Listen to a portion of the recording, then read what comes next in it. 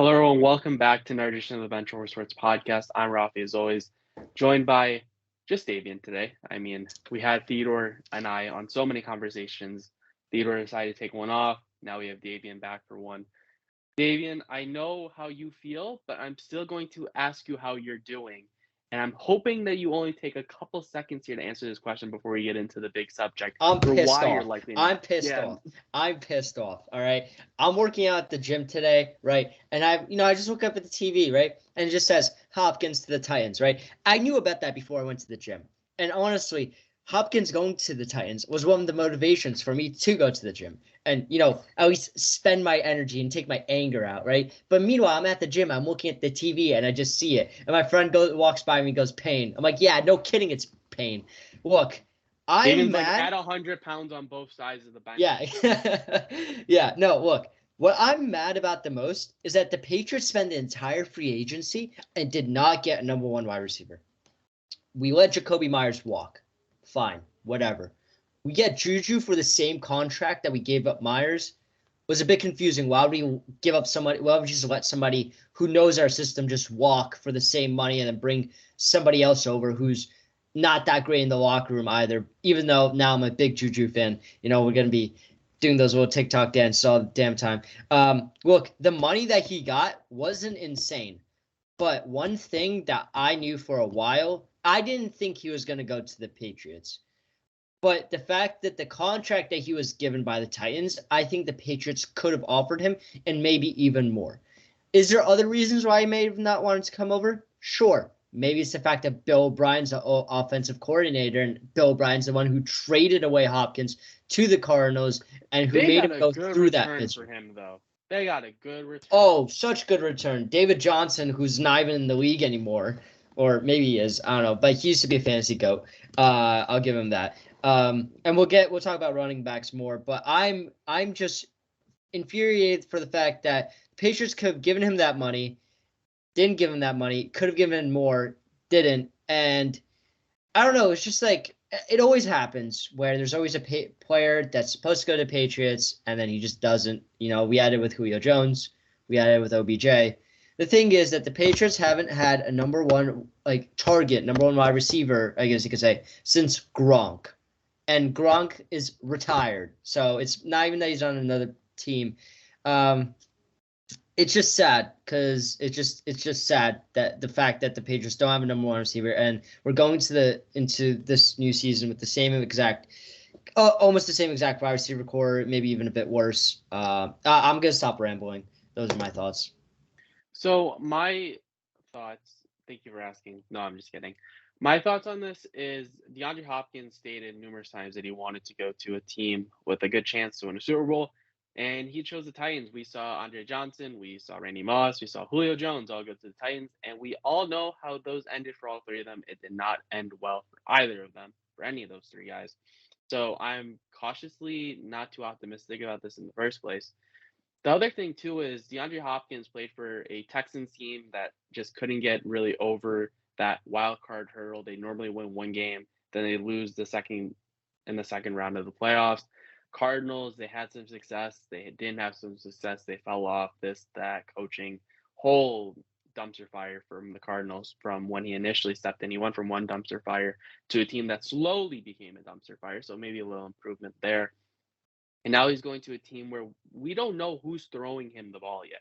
There's still Ryan Tannehill, but Ryan Tannehill took a big decline this past year. Then you also have Malik Willis. We don't know what he is yet. And then you also have Levis, too, who puts mayo in his coffee. I can still not continue to understate how ridiculous and stupid that is. So that's my big knock on him still. That's just a psychopath behavior right there. Anywho, though, we don't know who the quarterback is. It's a good move by the Titans because now it's not every defense is going to be like, okay, just stop Derrick Henry. But still, I don't think the Titans are really a much better team. Like, sure, they're going to be a wild card team, but I still don't think they're going to be better than the Jacksonville Jaguars if they take another step this upcoming year. So, Davian, what are your thoughts? Do you think the Titans Yeah. are at max first round exit? They're at max first round exit. I'm sorry. Will Levis, I don't know who your QB is, Ryan Tannehill or Will Levis. Neither of them are QB1 material in at least in my mind. we all thought that Hopkins wanted a QB that, like, a good QB, right? Like, there was rumors of him going to the Chiefs, the Bills, right? I mean, there was rumors of him going to the Chiefs. I just bet they just couldn't give him the money.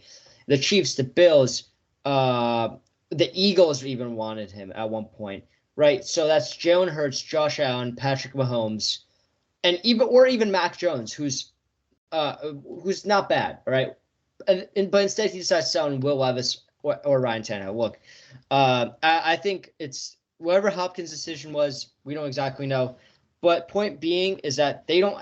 Ralph, exactly what you're saying. They don't have a really strong QB. The Derrick Henry struggled last year because the offensive line wasn't top notch. I mean, yes, is it good that they have him? Yeah, I mean, it is definitely, especially after they lost. Who did they lose last year? AJ Brown. AJ Brown, right? After they lost AJ Brown. So I don't know. I guess it's good for the Titans. I just don't think, even with AJ Brown, they weren't able to really use him the same way the Eagles were. So I don't know how the Titans can use Hopkins the same way he was used on, like, in Arizona or with Texas. With the Texans. Before we put a bow on this and move on to the next subject, my main thing for Hopkins, and obviously I am a perfect embodiment of an NFL wide receiver, so I know exactly what they must be thinking as a top end wide receiver as myself. Take myself first overall in all my fantasy drafts, obviously, and that's why. Guys, he was gonna play for the Illinois football team, but decided not to. Since 2016, I haven't won a fantasy championship. That might be why.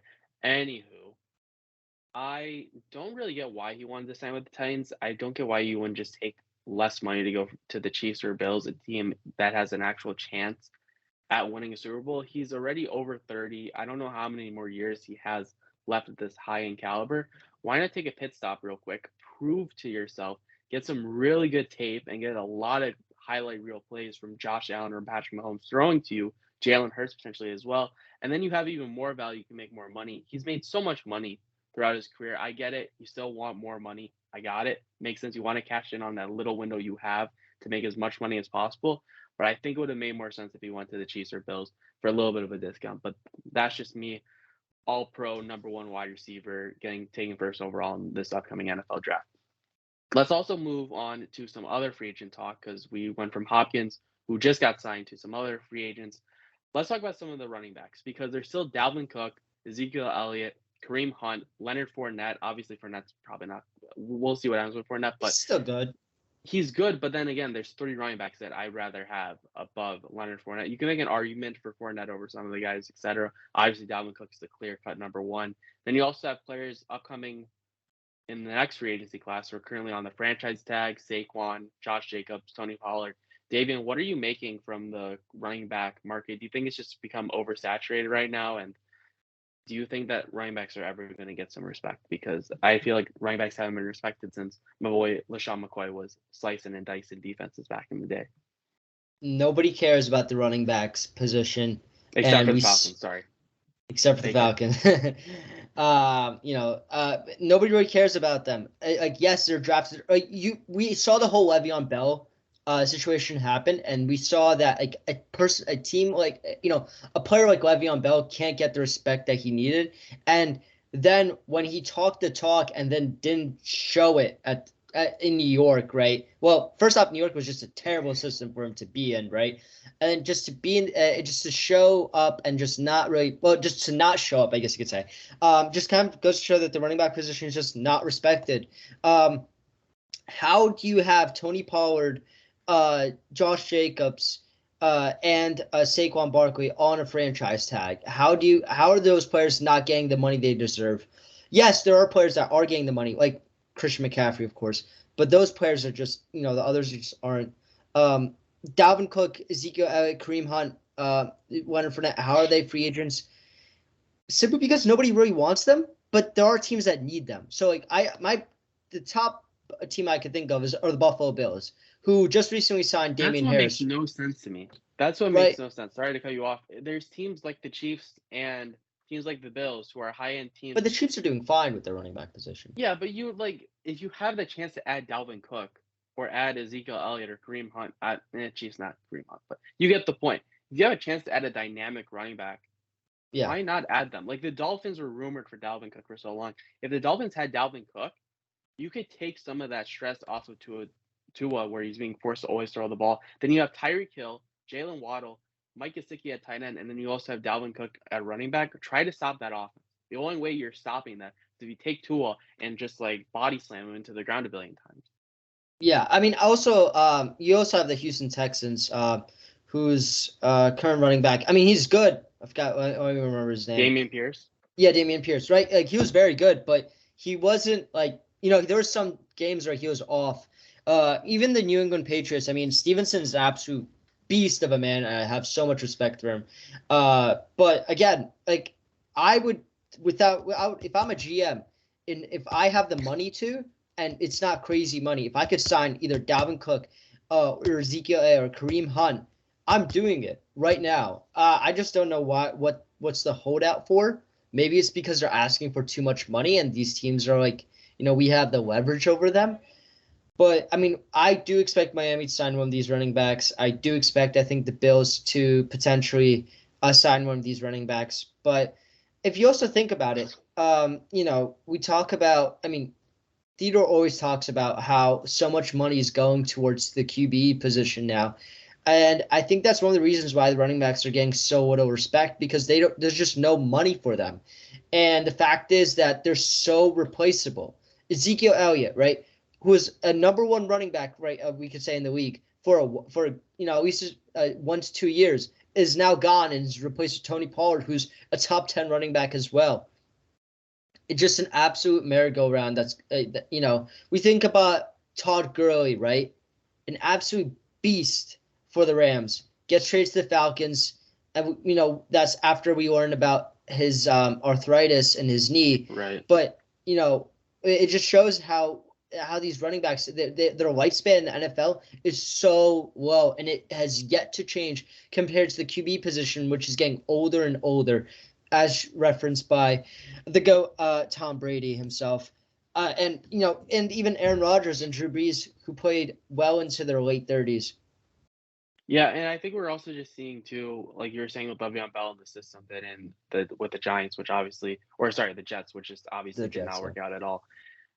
I think but there's less teams like the Falcons and obviously the Titans who also had Arthur Smith as their offensive coordinator, so very similar type of offenses. There's not many teams that are really building their offenses around the run game. Obviously, the Falcons, as I've mentioned, that's like the case study of that team cares about the running backs. That's where if Bijan can be that guy, taking a running back in the first round for them is not a bad option for them with a premium pick, because if they're going to use them a lot and he has the potential to be a generational running back, then it makes sense for them to use a pick on that guy. But for a lot of teams in general, they see a running back, even if they're really good. We've seen what happened with Saquon. Obviously, had a great bounce back year this past year, but he got hurt, and now there's question marks of whether or not the Giants even want him or want to pay him.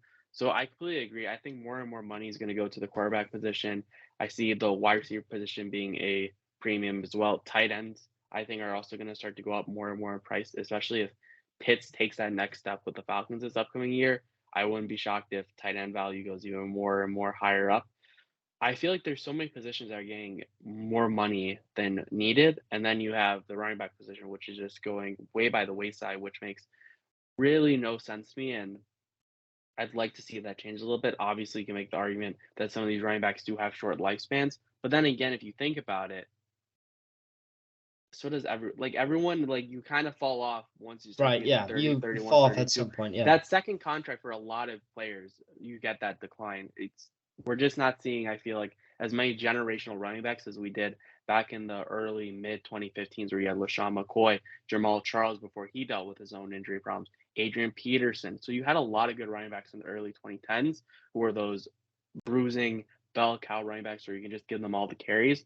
I don't think we're seeing that nowadays. I think we're seeing a lot of running backs because like, for example, the Browns, if they're the very Browns versatile. didn't have Nick Chubb, if the Browns didn't have Nick Chubb, they would be a dumpster fire. Yeah. But they're already almost a dumpster fire, but they would be a terrible team without him. The Falcons without their run game, the Falcons are just like, they have some offensive weapons, but they're the Titans without Derrick Henry. So I think running backs, will slowly, hopefully, start to go up in more value as we get more generational running backs. So it's just a matter of when we start to get that next group of face, like the new Right. face of the running back position. So, Rafi, I have two questions for you. You just said like, we don't have like a lot of bruising running backs, but isn't that just the game changing, right? Because like you have someone like Christian McCaffrey who's still a bruising running back, and he got his money's worth, right? And he was traded for. Well, I mean, the trade value was actually not bad. So kind of goes to show. So you think it's just kind of a game of luck about what team you're ending up on? And the second question is, still staying with the 49ers, do you think that a lot of teams are going to develop the system like the 49ers have, where they had like a 3 running back type of core and just kind of like just did like a little merry-go-round with them carousel, just and use the game week by week, kind of changed who was their RB1? I'm going to answer this like any normal person would, and I'm just going to answer the second question first because that's just the one that I remember on the top of my mind.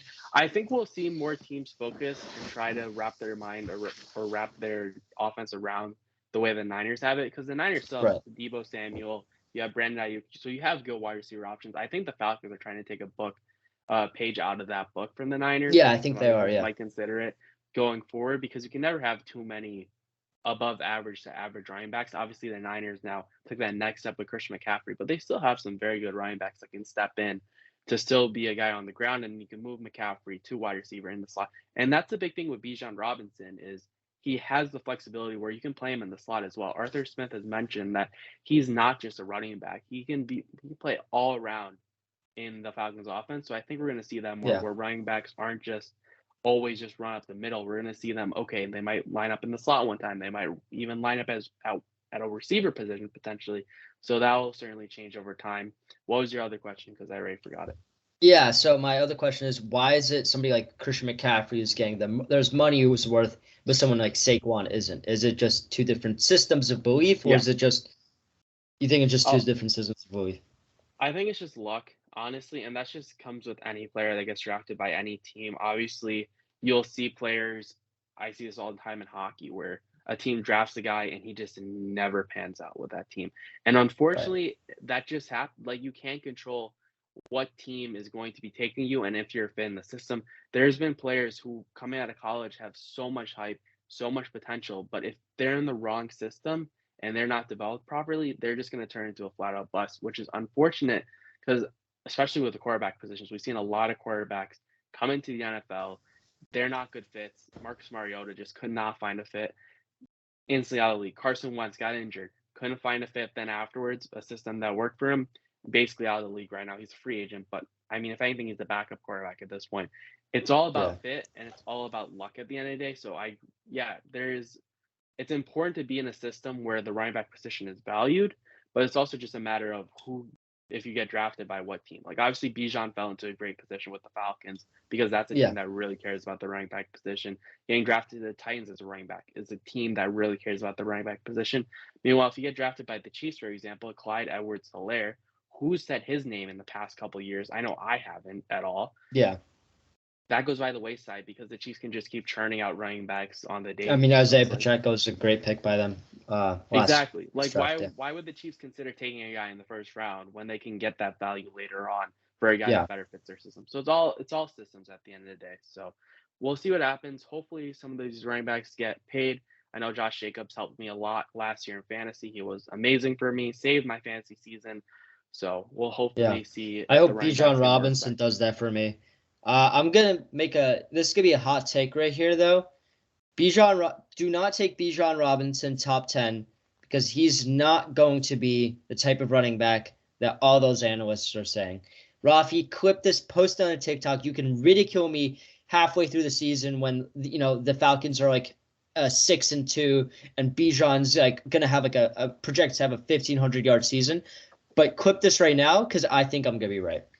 He's gonna have a lot of PPR upside. He's gonna be lined up in all sorts Yeah, of but ways to like get a bunch of I catches. don't think so. But Though. again, you make a good point though, because Tyler Algier Because and what about Cordell Kyle Pitts? What Patterson are about gonna be everybody there. else on that team? Got to spread the ball around. We'll see if Desmond Ritter is the guy. That's going to be the big question mark for the Falcons this year. That They is will the big go as far question. as Desmond Ritter takes them. So we'll see what happens with that.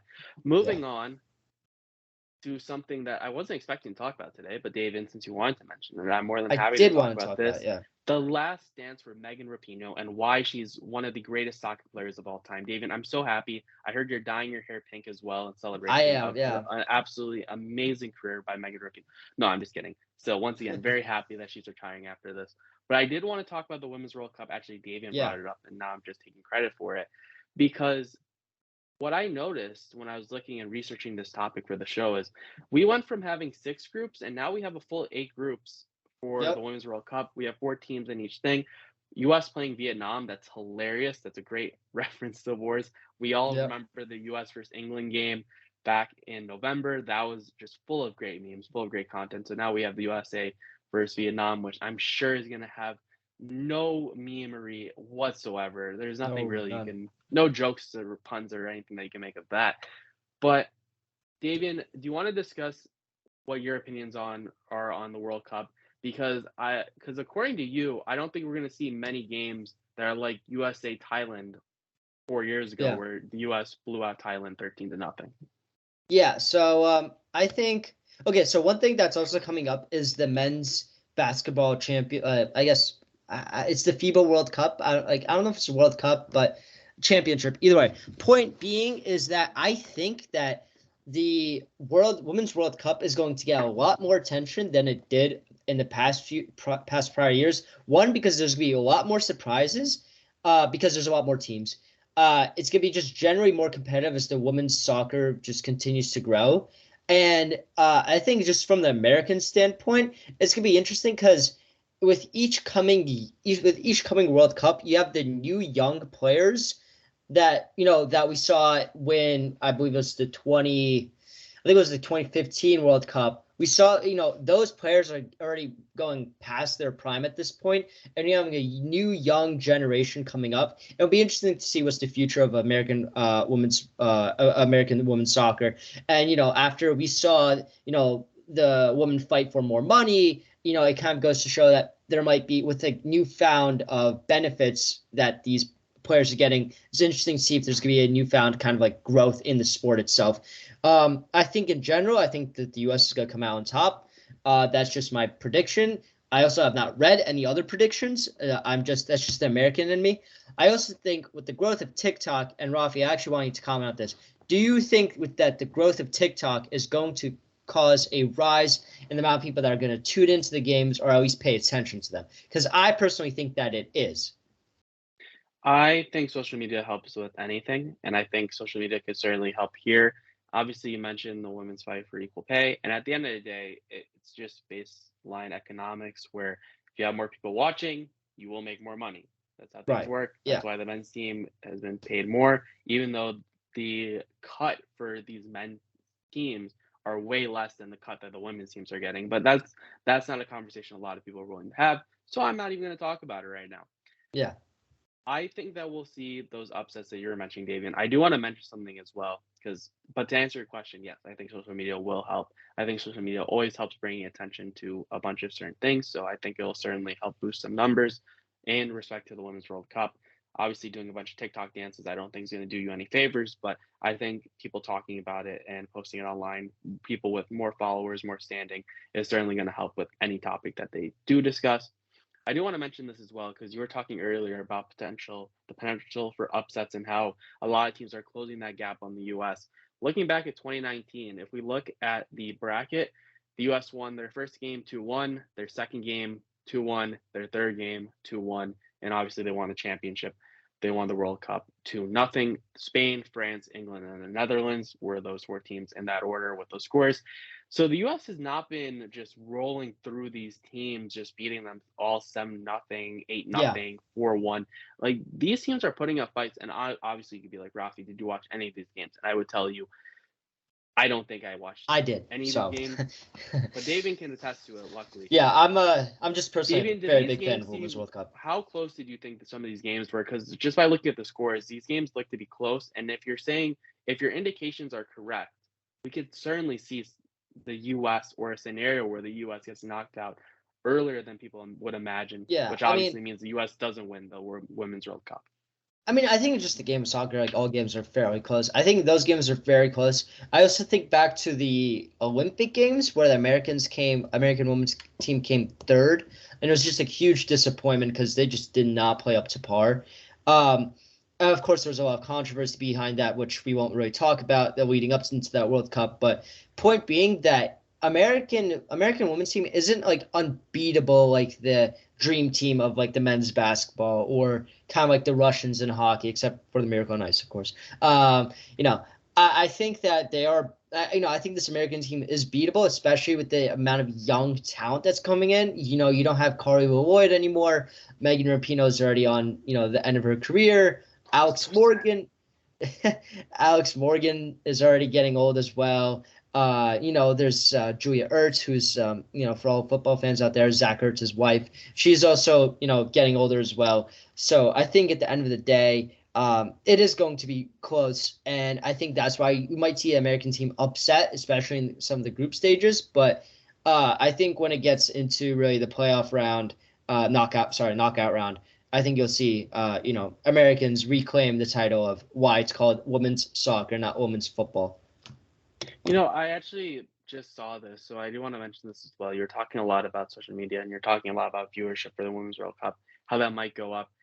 Obviously, you can get any American like to support anything like US when they're playing. Obviously, I've seen people just freak out over the US playing in the World Juniors with hockey. Yeah. I've seen people freak out about the US women's team playing in the Olympics, beating Canada before.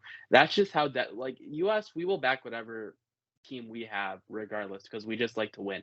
And that's our favorite thing is seeing our country win. Obviously, you see Yeah. all those wars. Don't mention the Vietnam War, but aside from that, we Yeah. like to win. That's the main Yeah. thing, and Americans will always support that and support their teams because they want to see them win. My one thing though is I'm looking at the schedule of these matches, and they're not too favorable for the American viewer. We have a game at 2 a.m. We have some games at 5 a.m. The U.S. plays at 8 p.m., so that's not too bad. But we have 4:30 games, 2:30 games, 3:30. We have a couple games at 7:30 in the morning. But the big problem for me is I don't know. I feel like if it was at a reasonable time of day, like 2, 4, 6 p.m., I feel like more people would be willing to watch it. But my problem right now is we might see viewers not take that massive leap that you might be expecting just because I personally am not waking up. Then again, I woke up at 4 in the morning for some of the World Cup games for the men's side, but I don't know if I'm waking up at 4 in the morning to watch some of these games personally, or 2 in the morning per se. Right, yeah, but you also have to consider that there's like we're looking at this as Americans, right? So I think all the American games are at like prime time in American time. I think it's like the But if the Vietnam game's at U.S. 8 Sorry to and cut the you off, but others. if the U.S. Right. if the U.S. goes on a deep run though, they're gonna have to put them in the 8 p.m. slot. Otherwise, they're playing at 3, 4 in the morning. And No one's I, watching for that, one, right? I'm an early sleeper. I go to bed at like 11 o'clock, 10 o'clock. Yeah. I'm not staying up until 3 in the I'm not morning because I staying have up, to I'm not work the waking up next day. either. Yeah. Exactly. No, one thing I'll say though is that I think if you consider that there's European countries who time-wise that will become more favorable for them. So it's really it's kind of like I think there's a lot of interest among Americans to watch the women's team since they're so darn good. But I don't know if that same interest is globally. So we'll see if there's gonna be a rise or not, especially with the rise of TikTok. That's gonna be affecting this World Cup at least greatly. It'll be also interesting to see the men's basketball championship. The World Championship. I forgot exactly what the full name of that tournament is, but just to see because that one is also being held in Asia, so it'll be interesting to see whether that tournament's also going to be friendly with the American viewer or not. But I mean, to quickly comment on that, we have great players playing in it. You have Joan Brunson, and Joan Brunson because I'm a Knicks fan. But you have a ton of young American stars playing in it, so it'll be interesting to see what happens there and whether the Americans can make a deep run and beat some of those Slavic teams who are probably having like all of their number one players playing. Absolutely. We'll wait and see. I know one thing for sure, though. Davian will be watching every game of the Women's World Cup, regardless I of the will be. time. I will be. I will Davian be. will not be sleeping, and he will be No our sleep. big Women's World Cup I analyst will. over the coming weeks on TikTok. So be sure to follow us on TikTok. I'm throwing Davian into this position. Davian, don't feel obligated to take on this position, but if you want to post a Right. lot Yeah. You about just told the Women's World everyone, Cup, all of our viewers, that I am. So, definitely no feel pressure free to that. to. Do not hold yourself hostage to staying up and just pulling all-nighters and becoming Right. Yeah. a vampire per se, where you just sleep during the Yeah. day and you go to bed at night, or you Yep. stay up all night and you go to sleep during the day. Pardon me. Yep. So don't go crazy. Anyways, off of that tangent, please be sure to follow us on TikTok, Benchwarmer_sports. Subscribe to our channel, Benchwarmer Sports, as well, where you're watching this video. Be sure to like, comment your thoughts on some of the stuff we talked about today. For Davian, obviously Theodore's not here, but also for Theodore, I'm Raffi. We hope you enjoyed this edition of the Benchwarmer Sports podcast. Have a great rest of your day. Go USA. Peace.